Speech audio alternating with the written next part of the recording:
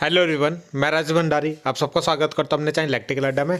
आज जो मैं आप सबके सामने जो नेक्स्ट वीडियो लेके आऊँ वो लेके आऊँ यूके बोर्ड क्लास 12th की जो केमिस्ट्री है उसके इम्पॉर्टेंट एक नंबर वाले क्वेश्चंस आप लोगों के सामने लेके आया हूँ। ठीक है, इससे पहले जो हमने फिजिक्स के एक नंबर वाले क्वेश्चन कर लिए थे, जितने भी एक नंबर वाले क्वेश्चन थे वो मैंने सारे आप लोगों को करवा दिए। ठीक है, जिसके अंदर मैंने 2 वीडियो में उसको कवर किया था, पार्ट 1 और पार्ट 2।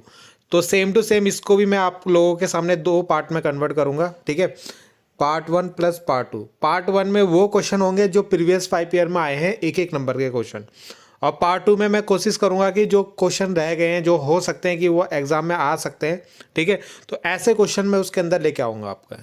ठीक, तो ये भी आपके 2 पार्ट में होंगी।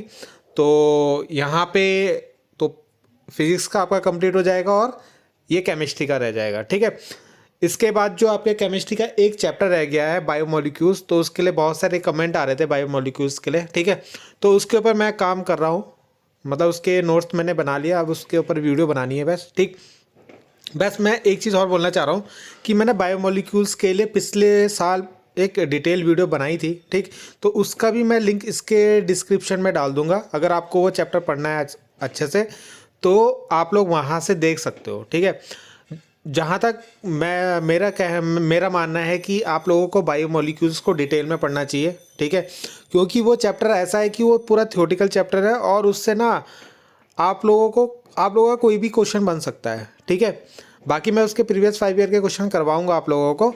ये है कि आप लोगों को कोशिश करनी है कि वो चैप्टर पूरा ही पढ़े, क्योंकि वो चैप्टर आपका अच्छा चैप्टर है, उससे आप अच्छे नंबर खींच सकते हो। ठीक है, आप लोगों को उसमें इंपॉर्टेंट नहीं देखना है, आप लोगों को उसमें जितना ज़्यादा हो सके उसको पढ़ो। ठीक है, क्योंकि वो चैप्टर आपका ऐसा है कि वहाँ से आपके अच्छे नंबर बन सकते हैं और सिंपल चैप्टर है।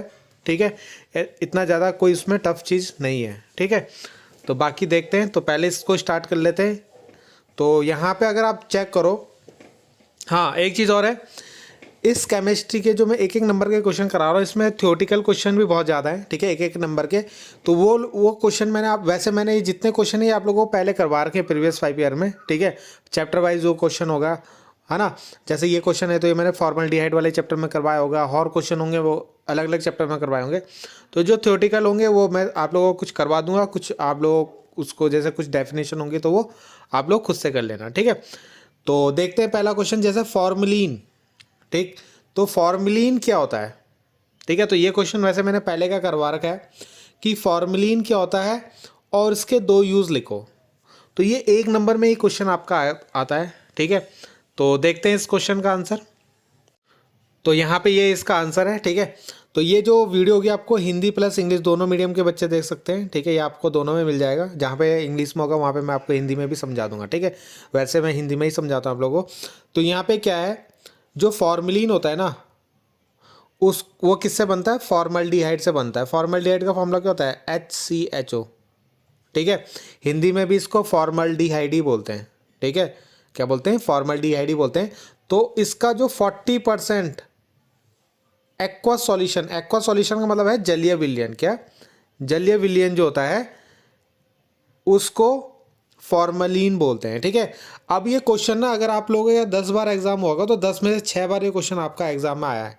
तो इतना इंपॉर्टेंट क्वेश्चन है ये एक नंबर का केमिस्ट्री में, तो ये आता ही आता है आपका। ठीक है, तो ये आपको याद रखना है। अब हिंदी मीडियम वाले इसको ऐसे लिख लेना जैसे मैं बोल रहा हूँ, किसका? फॉर्मल्डिहाइड का 40% जलीय विलयन जो होता है, ठीक, उसको फॉर्मलिन बोलते हैं। ठीक, अगला जो है यहाँ पे आपको यूज़ लिखना है, यानी उपयोग किसका?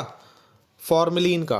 ठीक है, तो फॉर्मलिन का उपयोग कहाँ होता है? फॉर्मलिन का उपयोग होता है आपके जो बायोलॉजिकल स्पेसिमेंस होते हैं ना, उनको प्रिजर्व करने के लिए। बायोलॉजिकल स्पेसिमेंस मतलब जैसे आप लोगों ने लैब में देखे होंगे, तो लैब में आप लोगों के स्टडी के लिए उनको रखा जाता है। जैसे अगर आप बायो की लैब में आपने देखा होगा तो पहले वहाँ पे एक लिक्विड के अंदर एक जैसे मेंढक को रख देते थे। ठीक है, प्रिजर्व करने के लिए, या जैसे डेड बॉडीज़ होती है तो उनको ख़राब होने से बचाने के लिए उसको फॉर्मलिन के अंदर रखा जाता है। या जैसे आपके ब्लड होते हैं, DNA होते हैं, है ना, जब आपके बाल हो गए, है ना, हेयर हो गए, तो उनको प्रिजर्व करने के लिए उसका यूज़ किया जाता है। किसका? फॉर्मलिन का। ठीक, अगला है लेदर टनिंग। लेदर टनिंग मतलब जहाँ पे लेदर बनाया जाता है, चमड़ा बनाया जाता है। ठीक है, तो वहाँ पे इसका यूज़ किया जाता है।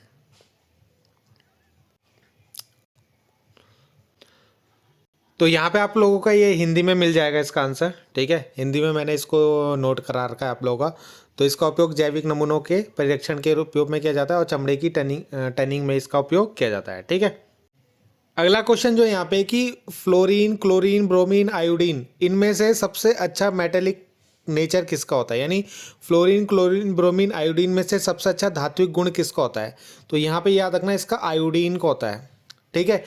तो आयोडीन का होता है। आयोडीन का देखो धात्विक नेचर क्या होता है, जो जितनी जल्दी इलेक्ट्रॉन को डोनेट कर सके यानी दान कर सके, जिसके अंदर से जितनी जल्दी इलेक्ट्रॉन निकल जाएगा, ठीक है, जितनी जल्दी इलेक्ट्रॉन क्या होगा निकल जाएगा, वो उतना अच्छा क्या होता है धातु होता है, यानी उतना अच्छा मेटल होता है, ठीक है।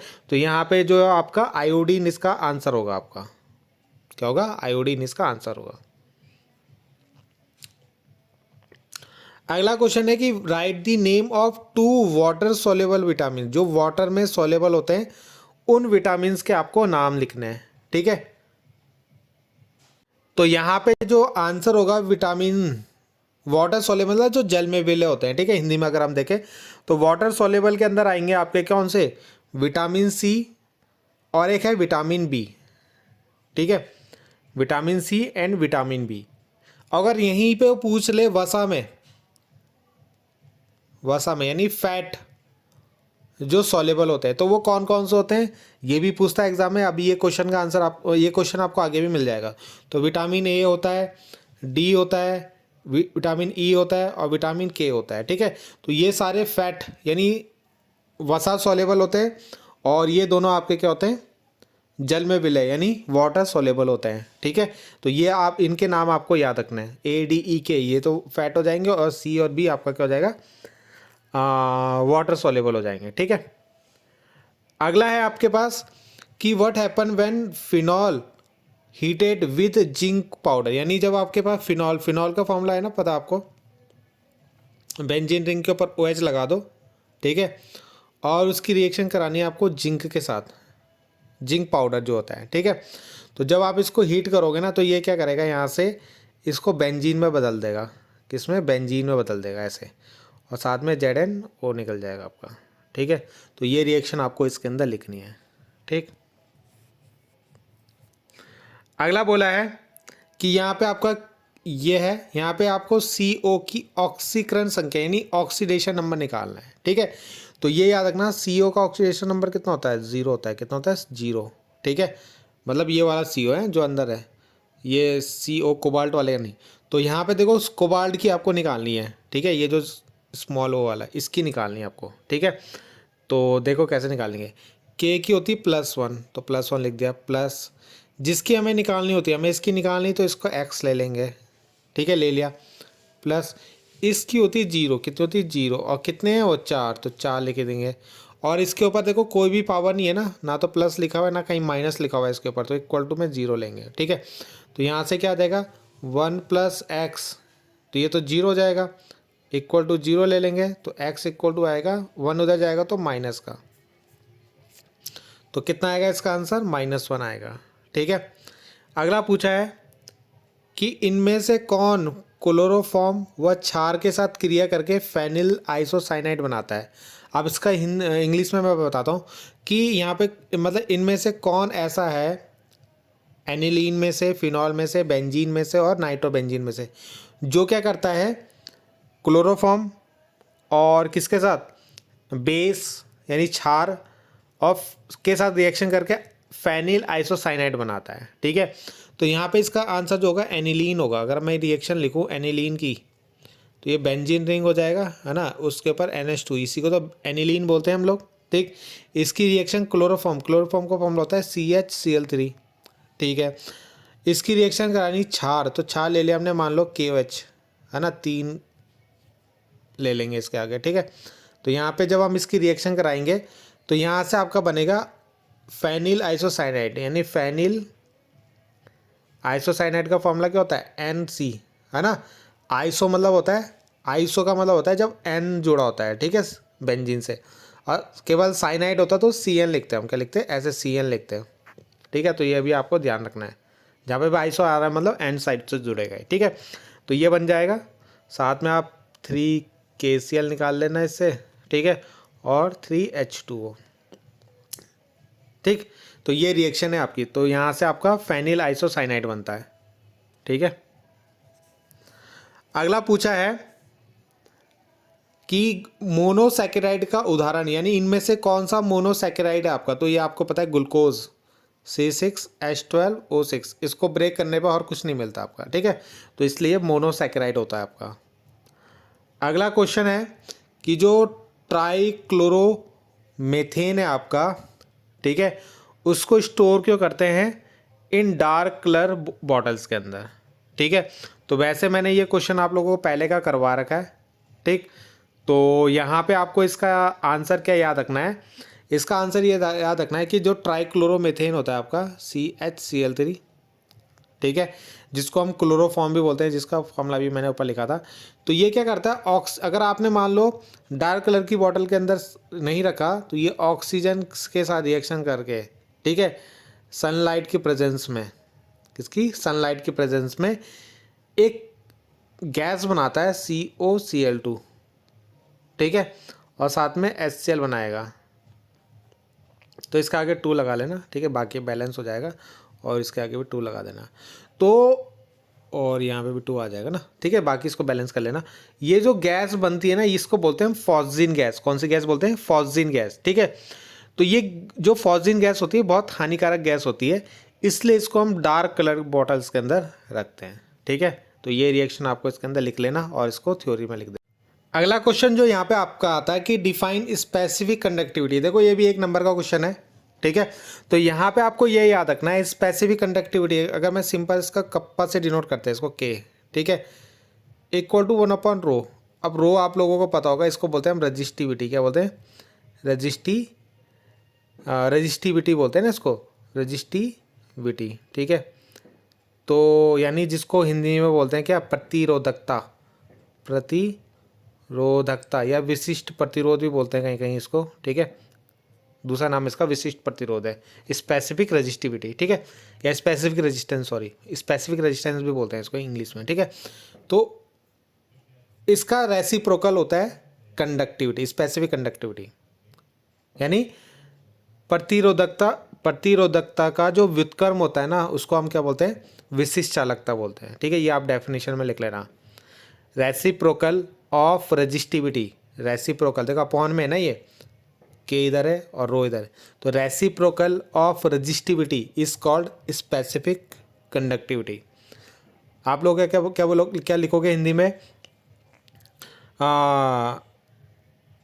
प्रतिरोधकता के व्युत्क्रम को विशिष्ट चालकता कहते हैं, ठीक है। यानी आपको पता है रजिस्टिविटी का उल्टा क्या होगा, कंडक्टिविटी होगा, ठीक है, क्या होगा, उल्टा हो जाता है ना उसका, जहाँ पे रेजिस्टेंस कम होगा वहाँ पे कंडक्टेंस क्या होगा, ज़्यादा होगा, ठीक है। तो ये आपको याद रखना है। बाकी इसकी यूनिट भी पूछ सकता है, तो इसकी यूनिट होगी ओम इनवर्स और साथ में सेंटीमीटर इनवर्स, ठीक है, ये इसकी यूनिट होगी, ठीक।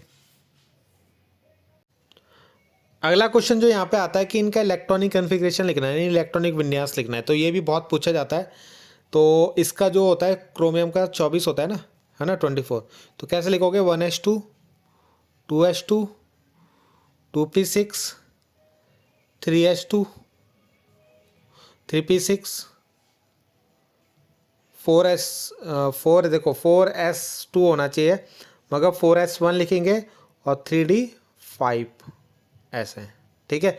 इस एस के ऊपर जो 2 इलेक्ट्रॉन होता है वो उसमें से 1 इलेक्ट्रॉन इसके पास जाता है, वैसे यहाँ पे 3d4 आना था, ठीक है, मगर एस इसको 1 इलेक्ट्रॉन दे देता ताकि ये हाफ फील्ड हो जाए, यानी अर्ध भर जाए, ठीक है। हाफ फील्ड होने के कारण ये 1 इलेक्ट्रॉन ले लेता है ताकि ज़्यादा स्टेबल हो जाए, 1 इलेक्ट्रॉन लेने से क्या हो जाएगा, ज़्यादा स्टेबल हो जाएगा, यानी ज़्यादा स्थायित्व प्राप्त कर लेता है, इसलिए इसको 1 इलेक्ट्रॉन दे देता है, ठीक है। तो ये आपका किसका, क्रोमियम का हो गया। अब दूसरा पूछा है क्रोमियम +3, क्रोमियम +3। अब +3 का मतलब क्या है, इसके 3 इलेक्ट्रॉन कम हो जाएंगे, 3 मतलब इसने दे दिए किसी को, तो 3 इलेक्ट्रॉन कम हो जाएंगे, तो मतलब क्या हो जाएगा, कितने इलेक्ट्रॉन हो जाएंगे इसमें, 21, कितने 21 इलेक्ट्रॉन का हमें बनाना पड़ेगा, तो 1s2 2s2 2p6 3s2 3p6, यहाँ तक तो सही आएगा, है ना। तो यहाँ तक तो 18 हो गए। 18 होने के बाद क्या होगा, और 3 और चाहिए तो 3d3 आएगा इसमें, 3d3 तक जाएगा, ठीक है। तो मतलब यहाँ से पहले ये इलेक्ट्रॉन जाएगा एस का और 2d से जाएंगे, तो टोटल 3 इलेक्ट्रॉन इसके जाएंगे, ठीक है। अगला क्वेश्चन है कि आवश्यक और अनावश्यक एमिनो अम्ल का एक एक उदाहरण दीजिए, यानी एक एक एग्जाम्पल देना आपको एसेंशियल और नॉन एसेंशियल एमिनो एसिड के, ठीक है। तो देखते हैं इसको। तो यहाँ पे जो है आपका एसेंशियल एमिनो एसिड यानी ये आवश्यक जो एमिनो अम्ल होते हैं, तो मैथियोनाइन, लियोसाइन, तो ये तो इसके अंदर आ जाएगा। आप एक एग्जाम्पल भी लिख सकते हो, इनमें से कोई सा भी एक पूछा है आपके एग्जाम में, ठीक है। अगला है नॉन एसेंशियल एमिनो एसिड, अनावश्यक वाले, तो एलानाइन, एस्पराजाइन और ग्लाइसिन, ठीक है। तो ये आपको याद रखना है, तो आप एक एक एग्जाम्पल इसका याद कर सकते हो। अगला क्वेश्चन है यहाँ पे कि the substance that enhance the activity of catalyst, जो पदार्थ प्रेरक की सक्रियता को बढ़ा देते हैं, यानी जो कैटलिस्ट की एक्टिविटी को बढ़ा देते हैं। कैटलिस्ट क्या होता है, जो रिएक्शन को बढ़ाते हैं ना, तो उसकी एक्टिविटी को जो बढ़ा दे उसको बोलते हैं प्रोमोटर, वर्धक जिसको हिंदी में बोलते हैं, ठीक है।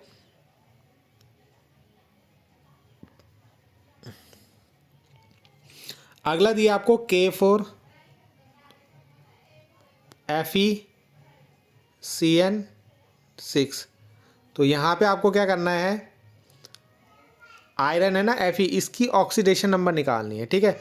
तो कैसे निकालोगे, के को आपको पता है 1 होता है और कितने के हैं 4, तो 4 की मल्टीप्लाई कर दोगे, प्लस Fe को x लिखते हैं, प्लस Cn को होता है -1 और कितने Cn है 6, और इक्वल टू में 0 लेंगे क्योंकि यहाँ पे इसकी पावर कुछ नहीं है अभी यहाँ पे, ठीक है।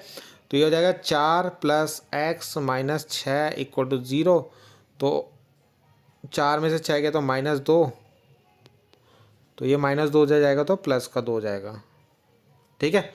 तो ये इसका आंसर आएगा +2। Which of the following is most acidic, तो इनमें से सबसे ज़्यादा एसिडिक कौन सा होगा, ठीक है। तो इसका आंसर होगा ऑर्थोनाइट्रोफिनॉल, ठीक है।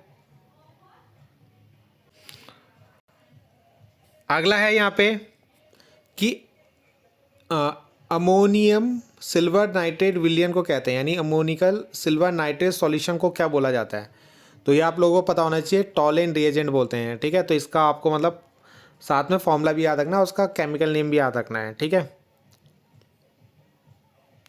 अगला क्वेश्चन है यहाँ पे डाई एजोकरण से आप क्या समझते हैं, what do you mean by diazotization, ठीक है। तो इसका मतलब क्या होता है, तो ये मैंने रिएक्शन आपको जब एमाइन चैप्टर पढ़े थे वहाँ पे बहुत बार हमने ये करी थी, ठीक है। तो यानी जब आप एनिलीन से क्या बनाते हो, एनिलीन मतलब NH2, तो इससे जब आप क्या बनाते हो, बेंजीन डाइएजोनियम क्लोराइड जो बनाते हैं, तो उसी को बोलते हैं डाई एजोकरण, ठीक है। तो यहाँ पे जैसे हमने मान लो NaNO2 लेना है, ठीक है, और साथ में अपने HCl लेना है 2 मोल HCl, ठीक। तो यहाँ पे जो बनेगा बेंजीन डाइएजोनियम क्लोराइड, इसका फॉर्मूला तो आप लोगों को पता ही होगा N2Cl, है ना। इसके ऊपर होगा प्लस, इसके ऊपर होगा माइनस, और साथ में NaCl + N2 सॉरी 2H2, ठीक है। यहाँ पे 2H2 बनाना है इसे, ठीक है, 2H2। तो ये आपका एनिलीन, ये बनता है बेंजीन डाइएजोनियम क्लोराइड, और इसको बोलते हैं मैनिलीन, ठीक है। तो ये रिएक्शन आपको इसके अंदर लिखनी है और इसके बारे में थ्योरी में लिख देना। देखो ये IPSC है, ये आप लोग खुद कर लेना इसको, है ना। IPSC 2 हैं, ठीक। तो IPSC भी आपको पढ़ के जानी है। अगला है कि what happen when calcium ethanoate is distilled, तो ये रिएक्शन भी मैंने आप लोग को वैसे करवा रखी है, तो एक बार दोबारा देख लेते हैं। तो CH3, है ना, तो यहाँ पे आएगा C++O, ये रिएक्शन भी ना बहुत बार पूछी गई है, ठीक है। तो इसको इग्नोर मत करना, ये रिएक्शन बहुत इंपॉर्टेंट है, ये एक नंबर में वैसे भी आती है और यहाँ पे भी आपको दी गई है, ठीक है। तो यहाँ पे भी O आएगा और ये मिले होंगे कैल्शियम से, Ca से, ठीक है, इस तरीके से, ठीक है। तो ये कैल्शियम एथेनोएट का फॉर्मूला होता है, प्लस इसकी रिएक्शन सॉरी, इसको तो हमें हीट करना है ना, हाँ, तो डिस्टिल्ड करना है इसको। तो जब इसको डिस्टिल्ड किया जाएगा तो यहाँ से पता क्या बनेगा आपका, एक तो बनेगा CH3 कीटोन बनेगा यहाँ से, ठीक है, ये इस तरीके से, और साथ में CaCO3, ठीक है। तो ये इसकी रिएक्शन हो जाएगी आपकी। तो यानी आपको यहाँ से क्या करना है, इस तरीके से अलग करना है इसको, CaOCO3 इस तरीके से, ठीक है। इतना अलग कर दोगे तो जो बचा वो कीटोन बन जाएगा आपका।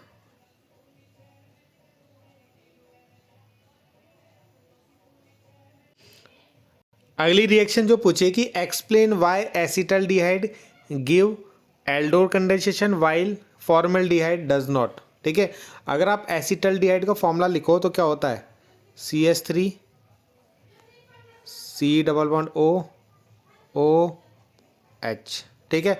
और अगर आप फॉर्मल्डिहाइड का लिखोगे तो HC डबल बॉन्ड OH। तो दोनों में ये अंतर होता है कि इस वाले में अल्फा हाइड्रोजन होता है, क्या होता है, अल्फा हाइड्रोजन होता है, ठीक है। और इस वाले में अल्फा हाइड्रोजन नहीं होता। अब अल्फा हाइड्रोजन क्या होता है, अल्फा हाइड्रोजन होता है जैसे मान लो एक ग्रुप है आपका कार्बोक्सिलिक एसिड, इसके बगल वाले कार्बन को बोलते हैं हम अल्फा कार्बन, ठीक है। तो ये अल्फा कार्बन है और इस पे जो ये हाइड्रोजन है उनको बोलेंगे हम अल्फा हाइड्रोजन, ठीक।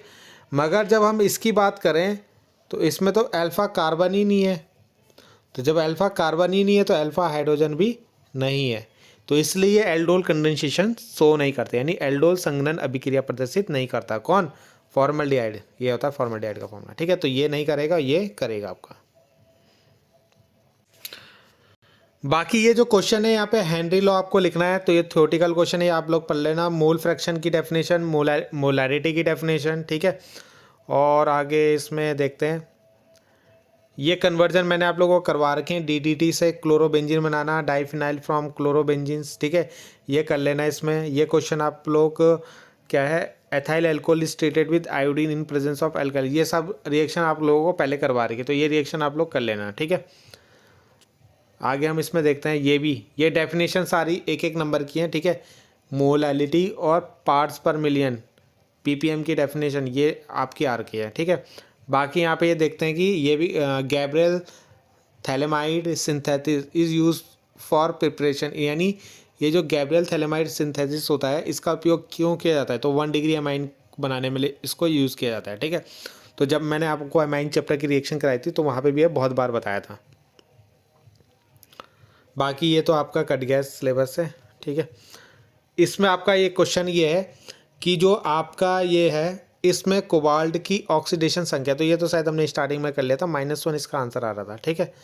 अगला है, ये भी हमने कर दिया, सॉरी, ये why ether is insoluble in water, तो इसका आंसर यही लिखना है कि ये हाइड्रोजन फॉर्म नहीं करता, हाइड्रोजन बॉन्ड, ठीक है, हाइड्रोजन बॉन्ड यानी हाइड्रोजन आबंध नहीं बनाता ये, किसके साथ, वाटर के साथ, किसके साथ, वाटर के साथ, यानी पानी के साथ, ठीक है, जल के साथ।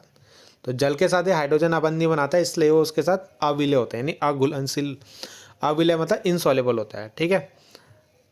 तो बाकी ये देखो मैंने बोला था ना फैट सोलेबल पूछेगा, तो हमने स्टार्टिंग में लिख लिया था ADEK, है ना, तो वो इसी के अंदर आएगा। तो ये भी आपका कट गया सिलेबस से। फॉर्मलिन देखो ये स्टार्टिंग में हमारा क्वेश्चन आया था, तो यहाँ पे भी पूछा गया। अगला है कि उपसह संयोजक संख्या से आप क्या समझते हो, कोऑर्डिनेशन नंबर, ये भी इंपॉर्टेंट है, 1 नंबर पे पूछता है बहुत बार, ठीक है। तो जैसे आप लोग पूछ करते हैं ना कि ये कंपाउंड है, जैसे मान लो ये वाला, तो यहाँ पे तो ऑक्सीडेशन नंबर पूछा है, मगर इसी में वो क्या पूछ ले, कोऑर्डिनेशन नंबर पूछ ले, उपसह संयोजक संख्या पूछ ले। तो ये हमारा जो होता है ये इसको बोलते हैं हम सेंट्रल मेटल एटम, यानी केंद्रीय धातु, हिंदी में केंद्रीय धातु। तो इस केंद्रीय धातु से कितने लिगेंड आपके जुड़े हुए, कितने एटम जुड़े हुए हैं, वही उसकी क्या होती है, उपसह संयोजक संख्या होती है। अब जैसा अगर आप इस क्वेश्चन में देखो तो यहाँ पे 4 जुड़े हुए हैं, तो इसकी उपसह संयोजक संख्या यानी कोऑर्डिनेशन नंबर जो होगा वो 4 होगा, जितने भी जुड़े होंगे उससे, ठीक है। 6 होंगे तो 6 जुड़ेंगे, अभी आगे आएगा क्वेश्चन, 6 होंगे तो 6 इसकी उपसह संयोजक संख्या यानी कोऑर्डिनेशन नंबर हो जाएगा, 10 जुड़े तो 10 हो जाएगा, ठीक है, जितने भी होंगे। तो ये इसकी डेफिनेशन हो जाएगी। अगला क्वेश्चन पूछा है कि इनमें से कौन सा रिड्यूस करता है फेलिंग सॉल्यूशन को। ये क्वेश्चन भी बहुत बार पूछता है, ठीक है। तो इसका आंसर होगा फॉर्मिक एसिड, ठीक है। फॉर्मिक एसिड का फॉर्मूला पता ही होगा आपको, HCOOH। अगला है यहाँ पे, ठीक है, C2H5O C2H5 और 4H, ठीक। तो यहाँ से क्या बनेगा, तो यहाँ पे आपका देखो H2O तो अलग बन रहा है, यहाँ से इन दोनों में से H2O निकल जाएगा तो क्या बचेगा, CH3 ठीक है। तो ये 2 मॉलिक्यूल बन जाएंगे यहाँ पे, 2CH3 ठीक है, फॉर्म होगा यहाँ पे। 2 तो उन्होंने लगाए रखा है, X की जगह क्या आएगा, एथेन आ जाएगा, इसमें क्या आ जाएगा, एथेन, ठीक है। अगला क्वेश्चन है यहाँ पे कि बेरी रोग निम्न में से किस विटामिन की कमी के कारण होता है, यानी जो बेरी डिजीज है वो किस विटामिन की डेफिशिएंसी के कारण होता है, यानी किसकी कमी के कारण होता है। तो विटामिन B1 जो है आपके उसके कारण होता है। तो इंपॉर्टेंट आपके जो भी विटामिन है ना वो आप लोग पढ़ के जाना, ठीक है। उनसे कौन कौन सी डिजीज़ होती है, ठीक है, वो पढ़ के जाना।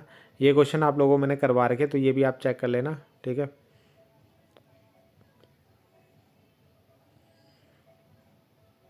अगला है which of the following prepared colloidal, ये तो आपका है नहीं सिलेबस से।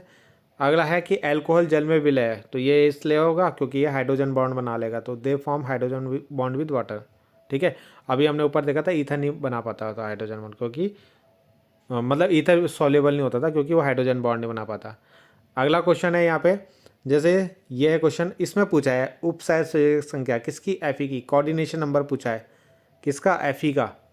तो मैंने बताया था जितने उसके साथ जुड़े होंगे, तो कितने जुड़े हुए हैं, 6 जुड़े हुए ना, तो इसका आंसर 6 हो जाएगा आपका, ठीक है। और ये आपको देखो फॉर्मेलिन फिर आ गया, तो 40% फॉर्मल्डिहाइड जो सॉल्यूशन होता है ना, उसको बोलते हैं। 2 विटामिन्स के नाम आपको लिखना है यहाँ पे, तो 2 विटामिन्स आप एंजाइम लिख सकते हो, एंटीबॉडीज़ लिख सकते हो, ठीक है। तो 2 ये हो जाएंगे आपके, ठीक। तो अगला क्वेश्चन यहाँ पे पूछा है why do the transition element exhibit higher enthalpy of atomization, यानी संक्रमण तत्व कड़न एंथैल्पी के उच्च मान क्यों प्रदर्शित करते हैं। क्योंकि ये क्या बनाते हैं, ट्रांजिशन एलिमेंट जो होते हैं मेटेलिक बॉन्ड बनाते हैं, क्या बनाते हैं, मेटेलिक बॉन्ड, ठीक है। क्या बनाते हैं, मेटेलिक बॉन्ड, यानी धात्विक आबंध बनाते हैं, ठीक है। तो इसलिए इनकी एंथैल्पी ऑफ एटमाइजेशन जो होती है वो ज़्यादा होती है। और धात्विक आबंध क्यों बनाते हैं, स्ट्रॉन्ग धात्विक आबंध क्यों बनाते हैं, स्ट्रॉन्ग मेटेलिक बॉन्ड क्यों बनाते हैं, क्योंकि इनके अंदर ज़्यादा अनपेयर्ड इलेक्ट्रॉन होता है, क्या होते हैं, अनपेयर्ड इलेक्ट्रॉन होते हैं, ठीक है। तो ये इसका रीज़न है, ठीक है। तो थ्योरेटिकल क्वेश्चन है ये, तो ये देख लेना आप। अगला पूछा है यहाँ पे प्राइमरी सेकेंडरी और टर्सरी एमाइन कौन सा होता है, तो जिसमें केवल इस तरीके से एक ही R ग्रुप जुड़ा होगा तो उसको 1 डिग्री बोलते हैं। जिसमें 2 जुड़े होंगे, एक R यहाँ एक R डैश यहाँ, तो इसे 2 डिग्री बोलेंगे। और जिसमें तीनों साइड से जुड़े होंगे, है ना, तो उसको 3 डिग्री बोलते हैं, ठीक। तो ये तो सिंपल सा क्वेश्चन आपका आ रखा था। तो ये क्वेश्चन फिर से कोऑर्डिनेशन नंबर पूछा है, तो ये मैंने डेफिनेशन ऊपर बता दी थी। यहाँ पर आपको इनको अरेंज करना था, ठीक है, इनकी बेसिक कैरेक्टर के हिसाब से। तो यहाँ पे पहले NH3 आ जाएगा आपका, ठीक। फिर आपका 1 डिग्री आएगा C2H5 NH2, फिर आपका 3 डिग्री आएगा, ठीक है। ये ऑर्डर आपको याद रखना है क्योंकि इसमें थोड़ा सा चेंज होता है ऑर्डर में। तो यहाँ पे 3 ऑर्डर आएगा, फिर आपका कौन सा ऑर्डर आएगा, 2 डिग्री ऑर्डर आएगा, ठीक है। तो C2H5 2NH, ठीक है। तो यहाँ पे याद रखना पहले 1 डिग्री आता है, फिर 3 डिग्री आएगा और फिर 2 डिग्री आएगा, ठीक है। ये आपके सिलेबस का कट चुका है इसको, ठीक है, इसको मत देखना। अगला यहाँ पे रिएक्शन पूछिए कि RCOOH LiAlH4 ईथर की प्रेजेंस में क्या होगा। तो आपको पता है यहाँ पे ना हमेशा जब भी ये लिखा होता है तो इसका मतलब होता है रिडक्शन। तो रिडक्शन होकर ये किस में बदल जाएगा, अल्कोहल में बदल जाएगा, ठीक है। तो यहाँ पे हाइड्रोजन ऐड हो जाएंगे, तो क्या करेंगे, जो C है ना आपका, ये 2 हाइड्रोजन इसके साथ जुड़ जाएंगे, ठीक है, और ये बन जाएगा अल्कोहल, क्या बन जाएगा, अल्कोहल, ठीक है। तो RCH2OH इस तरीके से ये अल्कोहल में बदल जाएगा, ठीक है।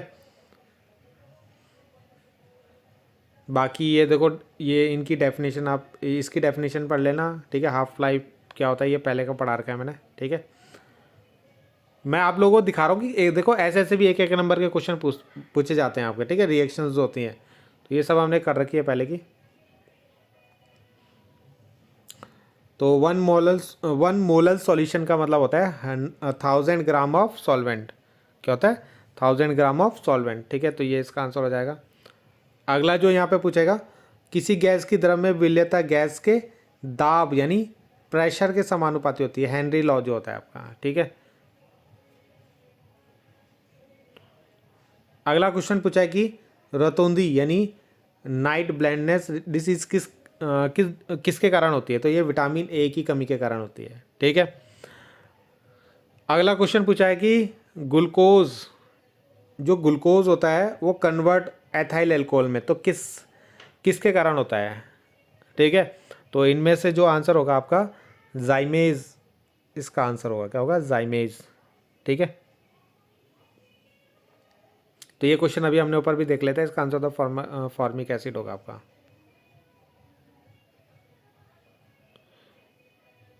ये क्वेश्चन भी हमने कर रखा ऊपर, है ना। In which vitamin cobalt is formed, यानी कोबाल्ट किस में पाया जाता है, किस विटामिन में पाया जाता है? B12 जो आपका विटामिन होता है उसके अंदर कोबाल्ट पाया जाता है, ठीक है।